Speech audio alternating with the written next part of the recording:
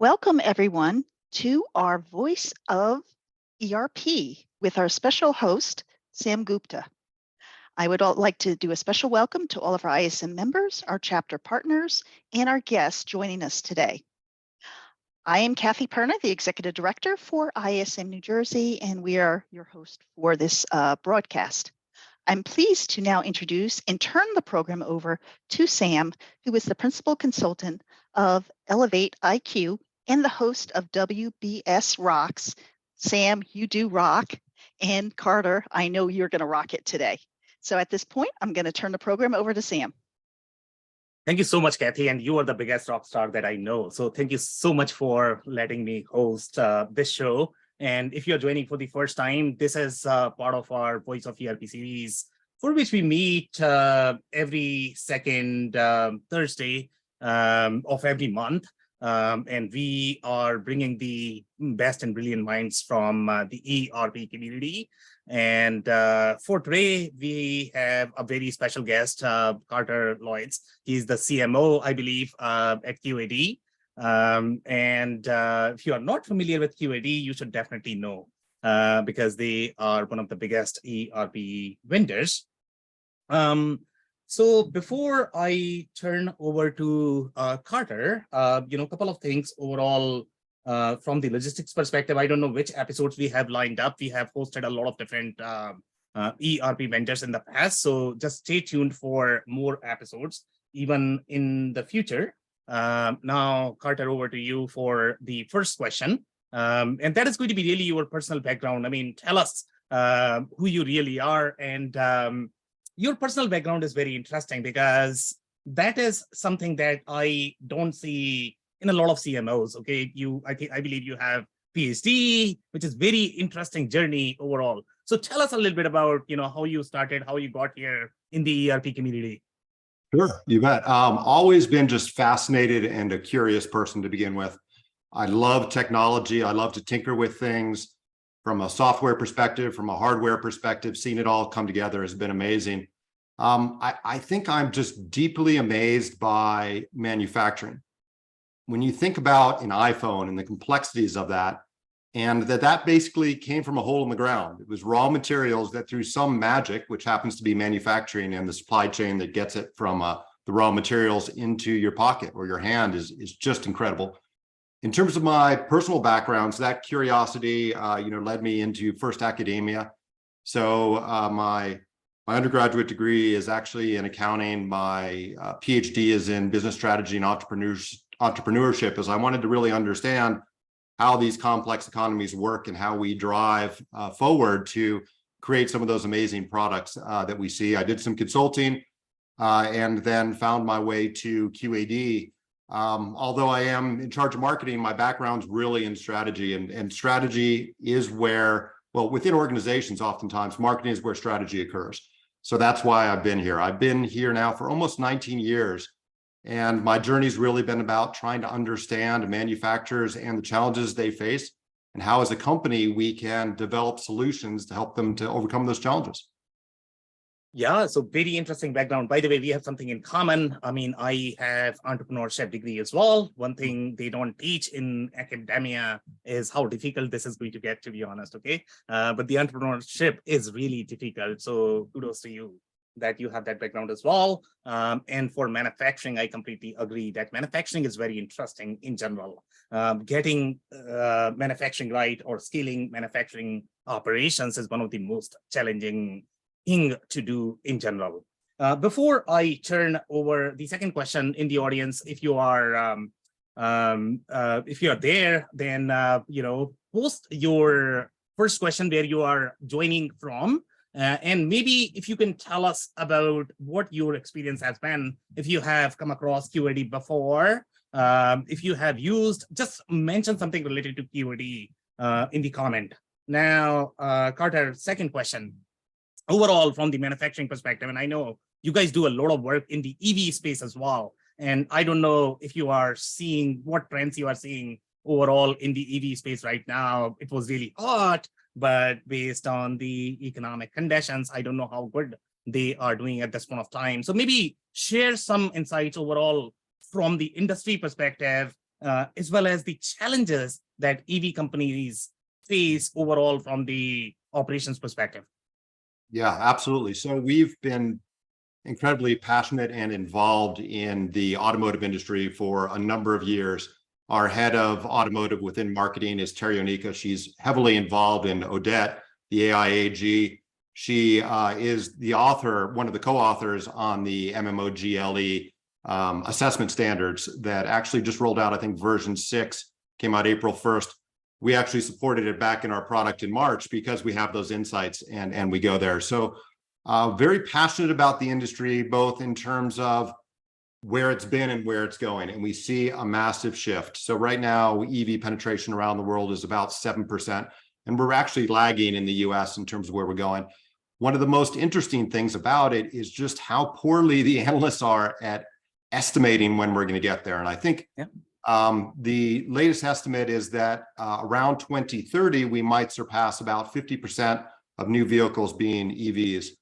If there's any consistency in the analysts' expectations from year to year, it's that they always underestimate and they're always having to update those estimates.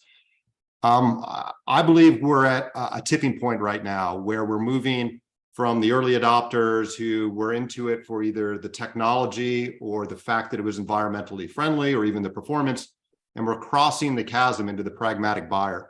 And that's where things are really going to flip over, because at the end of the day, for the average person that thinks about an automobile, it's not because they love the power or the speed, it's because it's means to an end. How do I get from point A to point B? And how do I do that as cost effectively as possible? And what we've seen within the industry is that EVs for the last few years, from a total cost of ownership perspective, have become cheaper than ICE vehicles, the internal combustion engine. But that initial purchase price was still higher, which led many people to continue. We're basically seeing price parity right now, and we're seeing dynamics changing within the industry. You've seen Tesla do a number of price cuts recently, which actually haven't lowered their prices below what their prices were when they first came out with the vehicles. It's just now unwinding some of the supply shocks that we saw coming out of COVID. That and just an enormous amount of investment and government incentives going into the area. So certainly with the Inflation Reduction Act, with some of the tax credits we're seeing, both for the purchase of vehicles and then also battery storage, depending on where those batteries are produced and where those minerals are mined, is almost throwing fuel on the fire. I mean, I think we were reaching a point of price parity, and now you see these incentives coming in for $7,500, up to $7,500 or more, all the way up to, I think, even $1,200 for the end consumer, and then also incentives for the producer of the batteries. It's scary how fast this thing's going to flip over, and what we're seeing is, sort of two different markets: the incumbents, the legacy OEM ICE vehicles and their supply chains that are quickly trying to figure out their role and how they can start to convert and how fast they need to do that. And then the startups who are coming in with a clean sheet, but are trying to figure out how they can get to market quickly. We do a lot within battery too. So certainly the battery market, no pun intended, has exploded. And that's, exciting for a lot of different reasons in terms of what's going to happen. And even in terms of the nature of competition within EV and battery specifically, that has just radically changed over the last 3 months. So we were working with a lot of startups and new entrants, and really the message there was the difference between having a successful prototype and reaching volume production. And particularly in the battery industry, we hear about these breakthroughs every day, and it's exciting. The challenge is you never really see them going to market. And so no matter how great your idea is, unless you can get it to market in that window of opportunity, you're going to fail. And the skills and the processes that got you to develop a world-class prototype are different than the skills and capabilities that are going to get you to volume production. And that's really where ERP starts to come in supply chain. So we believe that as you start to think about volume production and you start to ask the question, when should I think about my ERP system and my supply chain? Probably about 2 years before you ask the question. So you really need to nail that. You can't afford any failures there or you miss your window. So that's one of the key things that we've been working with companies to achieve, is to make sure that you have streamlined that as much as possible so that this amazing invention makes it to market and makes you successful. And that's where we were maybe 3 months ago. And now with the price cuts we're starting to see, it's swinging a little bit in the other direction. And it's one of these false trade-offs we often see. So when we think about what we believe are the 3 things that a company needs to focus on in manufacturing supply chain: efficiency, agility, and resilience. And there's no number 1 or number 2 or number 3, and there's no trade-offs here. We need, as an industry, to figure out how to seamlessly optimize all 3 for effective customer service. And what do we mean by effective customer service? It's really that promise that we make to our customers to deliver the right product at the right price at the right time. A lot of times what happens, and maybe we'll come back to this in a while, people try to solve the last problem they faced, right? So they're very, very reactive. And coming out of COVID, the challenge was resilience. We need to build resilient supply chains. We need to make sure that we can meet customer demand, because the customer is king. And yes, that's critically important, but that customer, if you get them the product, will leave you as fast as they can if you're not doing it in an efficient manner, meaning in a cost-effective manner to them. So it's really about those 3 different areas. What we're seeing now in EV with the prices coming down is people realizing, I focused very heavily on speed to market or resilience or agility. I've forgotten efficiency, and I need to get back to that. And that's where we're headed again. The pendulum's swinging, and what we're suggesting is don't follow the pendulum. Think about all 3 at the same time.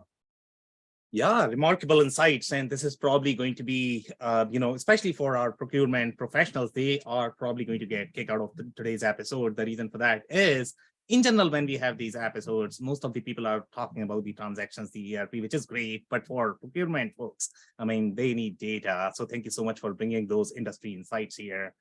In the audience, we have folks from Portland, Oregon. Welcome. Mexico City, wonderful. North Carolina, Texas, Georgia, North Carolina again. Welcome, guys. So now the next question I'm going to pose here for the audience is going to be, what do you think of the EV industry? Do you agree with Carter in terms of his insights? What trends are you seeing in your experience if you are close to that industry or if you monitor that industry? So post those comments in the chat box. Now, on your commentary, Carter, one of the things that you mentioned, the whole 3-letter acronym, which is, I'm actually going to give up that EAR, ear, keep it close to your ear. So which is your efficiency, agility, as well as resiliency, right? That's what you mentioned. Yes. Yeah, which is wonderful. And the other point that you had mentioned, which was really critical, I want to hit that some more. Yes, most organizations, they are going to have tendency of solving all the ad hoc problems. I mean, they don't sort of have the real framework in how to scale their operations. And that's where I personally see a lot of challenges in general in our customer base as well. Now, the first point that you had mentioned, okay, related to the whole comment on the analyst. And, not to call out analysts here, to be honest, okay, obviously they have their own challenges as well, because there's going to be only so much insight available, that can reliably produce the data that the industry needs.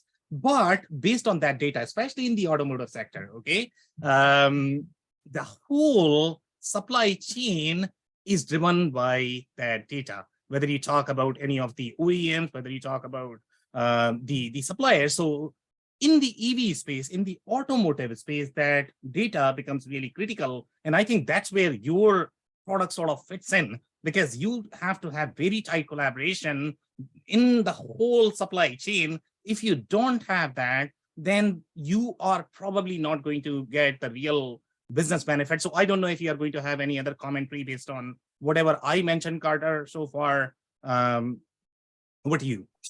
Absolutely. So the automotive world is fascinating to look at. It's the most complex supply chain in the world. When you think about the nodes that lead into the supply chain, 30,000 different vendors for one car. When you think about all the sub-assemblies down to the raw materials, incredible. And any one area could break and cause a problem.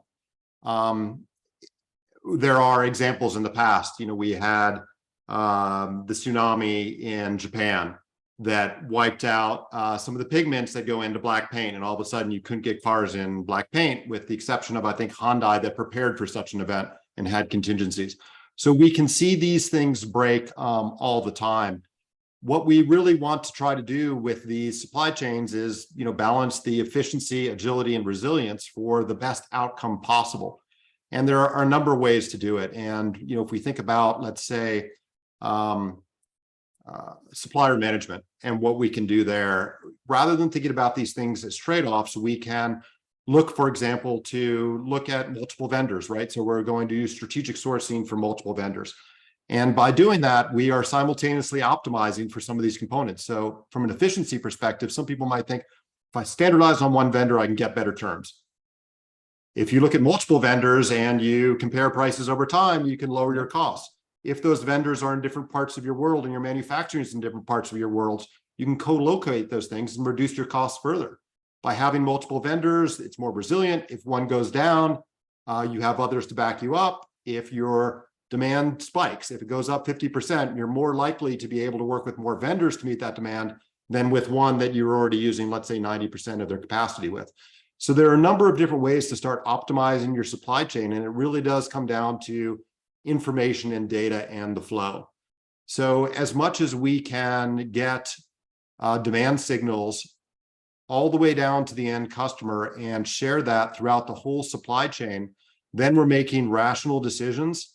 Yep. And we're able to reduce the bullwhip effect. So those are some of those critical things that we want to start to address, which we can do through ERP. And we believe that ERP is the foundation for a successful supply chain. And then once you've got that, of course, layering on those supply chain aspects that are really going to help to drive better outcomes through information flow. Yeah, could not agree more. Great insights there overall with respect to the bullwhip effect, especially in the automotive space. I mean, I have seen the distributors and manufacturers creating a lot of inventory, and sometimes, the data might tell a very different story. Sometimes they are going to have a lot of shortage. So it's very interesting the way the whole industry works. So we have some more comments here in the chat box. So let me touch on them, and then I'll come back to another question. So here, Kathy is asking, what do you think of the EV industry? So I think we have touched a lot of different layers from the EV industry perspective. So I don't know if the question is more related to the ERP. So maybe, Carter, whenever you have a chance, maybe you want to touch on that in terms of what are the ERP trends that you are seeing overall from the EV industry perspective. Then we have one more question here. EVs is still a luxury product. I completely agree. I think the cost and benefit, I personally struggle with it, okay? And yeah. I don't know when I am going to be ready to buy one. But yeah, I definitely agree with that comment. There's another one. I'm in favor of EVs. We don't use them much in my organization, though yet, in my opinion, it's coming through. So, okay, so I think these guys are trying to adopt the EVs inside the organization as well, so which is wonderful. Allegedly, EVs have less parts than combustion vehicles. And that probably, you can talk about the BOM structure, I don't know, because the manufacturing process is going to be very different as well. And the ERP systems that are going to be fit for EV, because if you are doing the battery production as well, that's a very different production than your discrete. So I don't know, you have a lot there. Carter, do you want to touch on some of these points? Yeah, I think we definitely can. Beyond even EV, we like to think about ACEs, which is the autonomous vehicle, the connected vehicle, electrification, which is EVs, and ride sharing. And it's this perfect storm of multiple disruptions coming together to lead to, really what we see as an explosion in terms of the speed of transition. And that does obviously come all the way down to the BOM. And if we expand it to, let's think about ACEs here. There are some things that, some pieces of the supply chain that are just going to disappear. So let's just imagine a future where we do have autonomous cars everywhere. With autonomous cars, if you're in the steering wheel industry, you're out of business. That's not going to happen anymore. But it even gets further than that. Let's think about mirrors. The average car has at least 3 mirrors in it, rear view, side view mirrors. In an autonomous vehicle, you're not going to need those anymore. Go one step further and think about something like brakes. No, we absolutely are going to need brakes, right? Cars need to slow down regardless of whether you're an EV, autonomous, or whatever. Yes and no. When we think about EVs, one of the reasons they are so efficient is because they have regenerative braking. So they capture the kinetic energy when you want to slow down and turn it back into energy stored in your battery. And to do that, they're basically using the motors in reverse. And by doing that, they're reducing the need for brake pad wear. So whereas the average car might replace brake pads 2 or 3 times over its lifespan, the average EV may never do that. So now the market for brake pads has just decreased by, 80%, 70%, somewhere within that realm. So really, as you start to think about the supply chain implications, they're great. The BOM itself is, of course, much smaller for an EV. It's a much simpler vehicle, particularly when we think about the motors, for example. Then we also think about the lifespan of the vehicle itself. So we see motors now going for 1 million miles. So there's almost a whole new industry where EVs in the future might be more about an initial sale and then refurbishment rather than replacing a vehicle after every 150 to 250,000 miles. So we're really going to see a shift there, even in terms of, let's say, ownership of vehicles. So if we think about combining the idea of an autonomous vehicle with ride sharing, vehicles are about the least optimized thing that we engage with, in the sense that the capacity utilization of a car is maybe 5 or 10%. You drive it to work, you drive it home, and then it just sits forever. Imagine if you had a factory and your capacity utilization was that low, you'd be out of business in 10 minutes. So in a future world where you've got ride sharing and autonomous vehicles, and you could get that utilization up to 90% by having the car where you need it, when you need it, individuals could reduce one of the greatest expenses they have, which is the purchase of a vehicle. And again, we don't think that people want to own cars. For the most part, it's a burden. They want to get from A to B. So even in the future, people might not be buying cars. It might be a fleet ownership. And then, of course, they're going to optimize for that fleet. They're going to try to maintain them over the longest time. So in essence, we may have already hit peak auto. So in terms of the maximum number of cars sold per year, we may have done that in maybe 2019. And in the future, we might see that decreasing as we start to improve utilization of cars and the longevity of cars.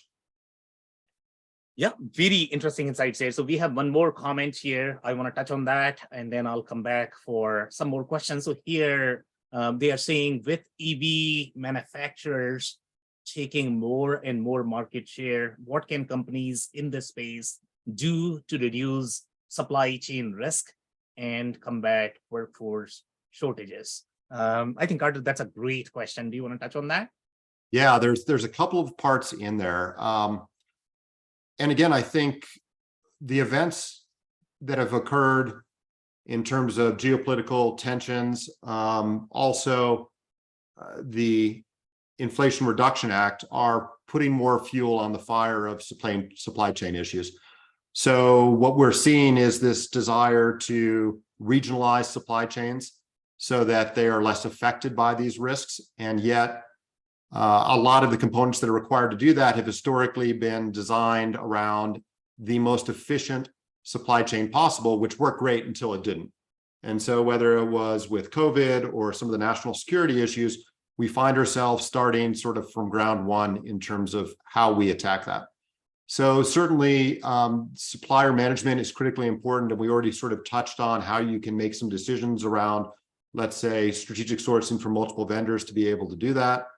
Supplier quality is critically important to make sure that you're catching some of these issues that may be occurring in a supply chain, particularly if it's a new or emerging supply chain, before those products get into your car and then out to the consumer. Certainly, the cost of quality grows exponentially the further it isn't caught as it moves down toward that end customer. As you started to discuss, just the need to understand data throughout the supply chain and leveraging a digital supply chain planning type solution to really understand demand, do scenario planning when you've got multiple visions of the future and you're not sure which one's going to play out, reducing that bullwhip effect by getting closer to the end customer through a demand-driven supply chain and really starting to get an understanding of that. Those are some of the ways that we might start to attack that. When we think about some of the greatest challenges that manufacturers and supply chains are facing, particularly in this area. One is, how do you deal with worker shortages and inflation and rising input costs? And what I think we've been trained as business leaders to do in the past was, it's all about efficiency. It's all about efficiency. People are expensive and they're unreliable. So let's do everything we can to automate them out of our process. And of course, in today's world, it's very hard to fully automate any manufacturing facility. And so you're still left with people, and then you treat them like machines. And by doing that, you're actually dehumanizing them, and you're removing the best part about being human, which is your ability to be agile, to problem solve, to troubleshoot. And then when we treat people like that, what do they end up doing? They end up watching the clock instead of your key KPIs. They aren't invested in your business, and they're bored and they leave, which just leads this perpetual cycle of self-reinforcement that you believe people are unreliable, they leave, they're expensive, they're not engaged. What if we could flip that on its head and say that if we're not going to automate something, let's leverage people for what make people great. So let's create a virtuous cycle of empowering people, and then through that, increasing their retention and increasing their productivity. And we can see massive benefits from doing that. So we have a solution, and we're seeing on average a 29% increase in productivity, 32% reduction in the number of people that are leaving. So think about what impact that would have on your company from an efficiency, an agility, and a resilience perspective. From an efficiency perspective, that's clear. When you become 29% more productive, you just removed all that cost and you've offset inflation to a certain degree. With the reduction in people leaving the company, with the increase in retention, now you don't need to worry about worker shortages so much, because it's not something that's affecting you as much.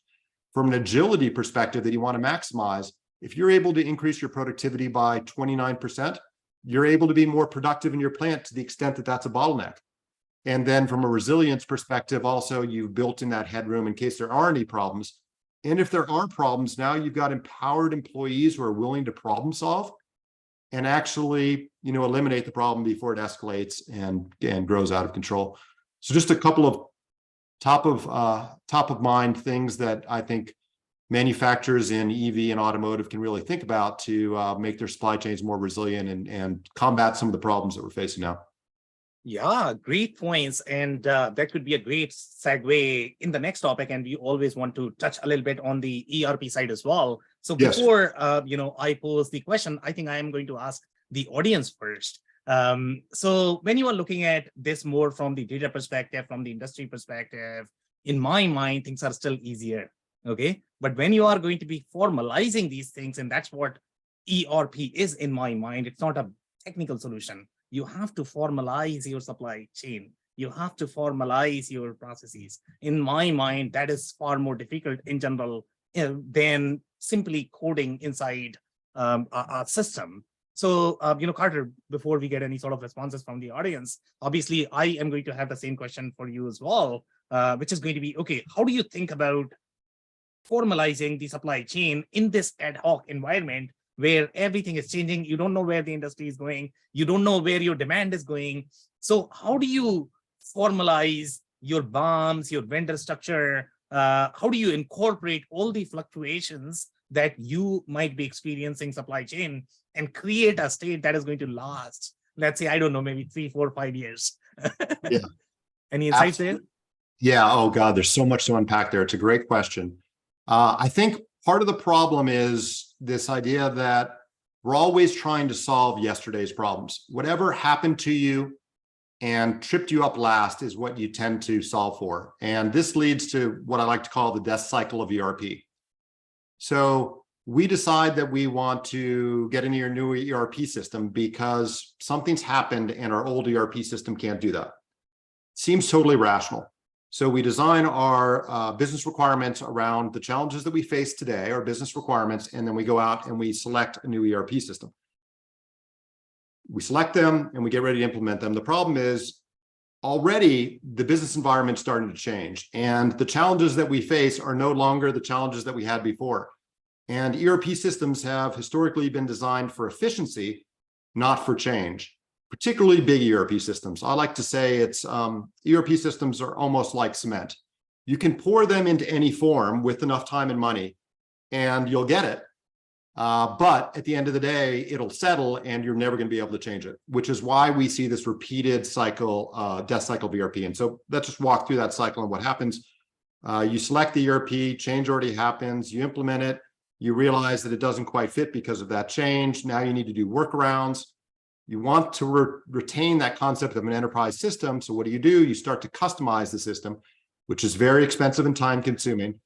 Those customizations then create lock-in, making further change in the system harder, making upgrades incredibly difficult. Then you start to get gaps between what your system has and what you really need, no one version of the truth. And then you're back at the start, at the end of the death cycle, with trying to find a new system. And so what that really leads me to believe is, if you don't know what the future is going to look like, but you know it's going to be different, the best thing you can do is build a capacity to be adaptive. So in looking for an ERP system, don't look based on your current business needs. Yeah. And since you don't know what your future business needs are going to look like, find a system that can support change. And once you do that, you can break the death cycle of ERP, you can avoid these customizations, and you can find a system that's going to grow with you. You know, the irony, I think, is that we believe that enterprise systems like ERP are supposed to be an enabler of the business. But as soon as change occurs, they often become an anchor on the business. So we need to break that cycle and find a better way forward. Yeah, could not agree more. And I think I like your analogy a lot about the cement. And typically in the community, there is this tendency to believe that ERP is supposed to be binary, meaning I am going to process something and I'm somehow going to get results. But it's really cement the way you had mentioned. And the reason for that is because you can get so many different things done from the ERP, and you still have to figure out your state in terms of what you are trying to do. And I like to compare that with a programming language, to be honest, okay? Because they are really that capable. So you really need to figure out, what you really want from the ERP system. If you are simply going to take this unidirectional approach that, okay, this is what I am trying to get to, then you are sort of missing out in the optimum path inside your Google map. I don't know, too many analogies there, too many. Okay. So the question I am going to ask you is going to be more from the, again, from the procurement perspective. For these guys, they are trying to figure out how can they be successful with the ERP implementations. That's always a very hot topic, always a challenge. For procurement folks, sometimes they need to manage the budget as well, right? And yes, managing budget for ERP is always very challenging in general because of the complexity it requires. So what are some of the trends that you are seeing in your space? The ones that were successful, the ones that sort of, were train wreck. So maybe if you have any stories, you can share those or tell us some of the best practices that you are seeing with the customers who are really being successful. Yeah, so a couple different things. Nobody wants to buy an ERP. Nobody wakes up in the morning and is excited about it. They wake up in the morning with a business challenge, and then they believe an ERP is a means to an end to solve that challenge. I think the problems that typically happen start when they translate that into a project. So, okay, we're going to launch an ERP project. You're going to launch it because you want to achieve this goal. Then, as it gets pushed down and more people get involved, they get focused on the ERP itself, to the point where we need to get these things in and everybody celebrates when it goes live. But of course, that's not what we should be celebrating. We should be celebrating the outcomes and the continuous improvement required to keep up with where we're going. So it's really remaining focused on those business outcomes that you want to achieve and making sure that the whole project is focused around the business needs and requirements and not translated into functional requirements that become the core focus of the ERP implementation. So I think that's critically important. And then also realizing what an ERP system really is. It's a support, it's an enabler. What you really are looking for are the processes that will drive your business forward. And so does the vendor that you're working with have the best practice processes for your industry that really support you as a company? Do they cover everything that you need to do? If they don't, what's your plan for meeting those? And sometimes you'll find some vendors that will say, we have all the best in class business processes. And if it doesn't meet your needs, it's because your needs are wrong. You need to conform to us. That's probably wrong. And then there are other people that are saying, whatever you need, whatever business processes you have, we'll build them for you. That's probably wrong too, because there are best practices. I think what a vendor can bring to the table is having worked with so many different customers and seeing what works and what doesn't work. So if they aren't being prescriptive, if they aren't offering you suggestions and bringing to the table processes that they think that are ideal for your industry, you're probably working with the wrong vendor. On the flip side, going back to sort of the other case, if they're saying, we've already got those all and all you need to do this and get rid of all of your practices, they might be doing that for their own convenience and not for you. So the philosophy that we typically take is we are vertically focused in 6 verticals within manufacturing. We deliver best-in-class processes, and we build that into software with process maps to guide employees and businesses to adopt. That said, we think it will probably get you about 90% of the way that you need to go. When thinking about what you need to adopt versus customize or look for extensions on, it really goes down to your core differentiator. If you believe that a process that you're using is core to your differentiation and your competitive advantage as a company, then yes, absolutely, you should follow that process, and you should have a vendor that can do that in a non-obtrusive way, which doesn't create rigidity in the system. If you can't make that argument, if it's not a unique differentiator, then you should for sure leverage best practices and implement those, because you're going to basically benefit from the learnings of the overall community and the people that have come before you. One other thing I would say about this too is we sell ERP systems every day. The average person only buys it once or twice in their lifetime. Thank God for them. And so what we would really recommend is getting a guide, right? So selection consultants, we think, play a critically important role in helping manufacturers really attack what are the things I need to focus on. How do I structure this project? How do I have the confidence to know that I'm going to make the right decision? Oftentimes in ERP systems, enterprise systems in general, 50% of the engagements with a vendor end in no decision before they ever start, before a deal is ever signed. And a lot of that is because customers have a fear of messing up, right? They know these are big projects and they want to be successful and they're not sure. And that's where having a trusted third party who does this all the time, a selection consultant, can really bring a lot of value in terms of driving the outcomes that you want. Yeah, so very interesting discussion there. And there are going to be many different layers that I'm going to touch on that. Number one is going to be, obviously, if you think from the customer's lenses, it becomes very difficult to understand, okay, what are the best practices? Because if you talk to every single vendor out there, they all are going to claim that they have the best practices. Yeah. Now, you are also going to hear things in the community. For example, let's say you have BOM. And sometimes, it's just amusing for me because obviously for me, ERP jokes are probably the funniest. People are going to say, you know what? I have BOM, and a BOM can do any manufacturing. But each manufacturing is different, okay? The way they are designed. And that's why I sort of like you guys focusing on very specific industries. And that's where, the way your product is going to be, okay, that's going to dictate whether any specific ERP is going to be fit or not. To your comment related to selection consultants, selection consultants could also be all over the place. Some people have very deep implementation expertise, to be honest, okay? And some people are simply following these checklists that are available on Google. Google, they have a lot of noise, and they are simply checking the boxes. They don't really understand how these things are going to have implications on your implementation. So again, I think the biggest gap that I personally see, whether we are looking at our own team or looking at customer or looking at the vendors, one thing that they really miss is that product aspect. That product aspect, the BOM, is very, very, very important to decide on an ERP. So I don't know, maybe you want to touch a little bit on how the specific ERP system really differ from slightly generalized ones, and what are going to be your unique capabilities where these guys are going to get best practices that they don't have to figure out themselves. Absolutely. So we think about big ERP and we think about one size fits all ERP. And if you think about one size fits all, that means it's going to be huge and it's going to be big. And if you went to buy a rain jacket that was one size fits all fits nobody well. So it's going to be oversized and you're just going to deal with it. Maybe you can deal with it because it's raining out, but it's not an optimal solution for what you want. So what you would typically do is you'd go and buy something that fits you as an individual. When you deliver a one size fits all ERP, you deliver a very, very heavy, bloated, and complex solution, which is the exact opposite of what you want in a changing environment.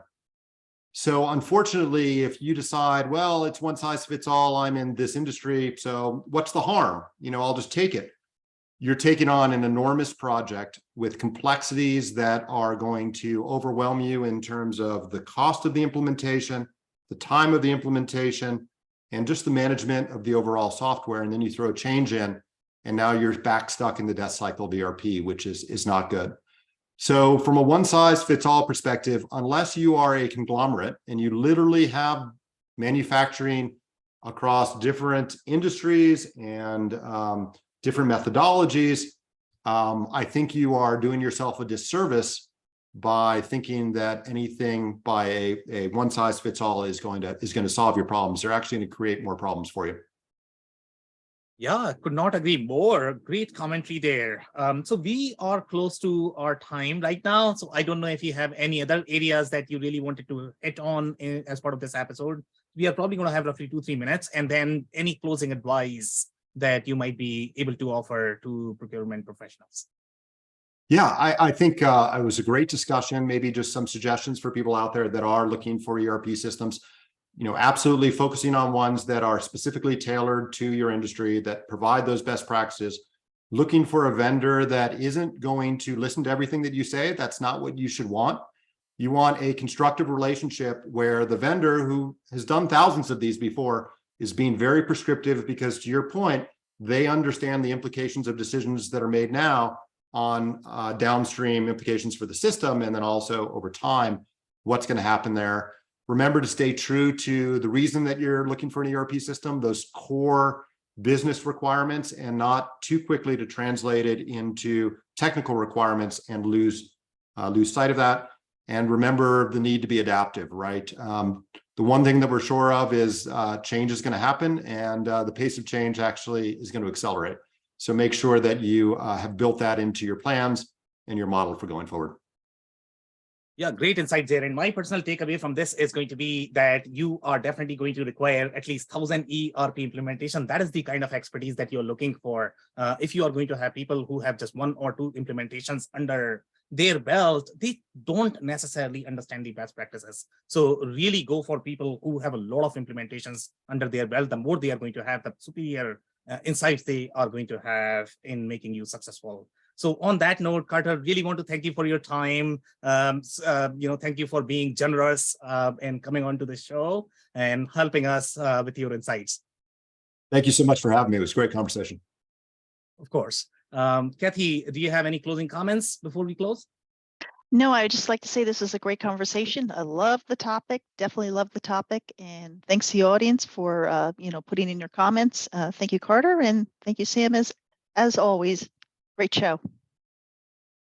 Thank you, Kathy. Okay, thanks, everybody. Thanks for joining us.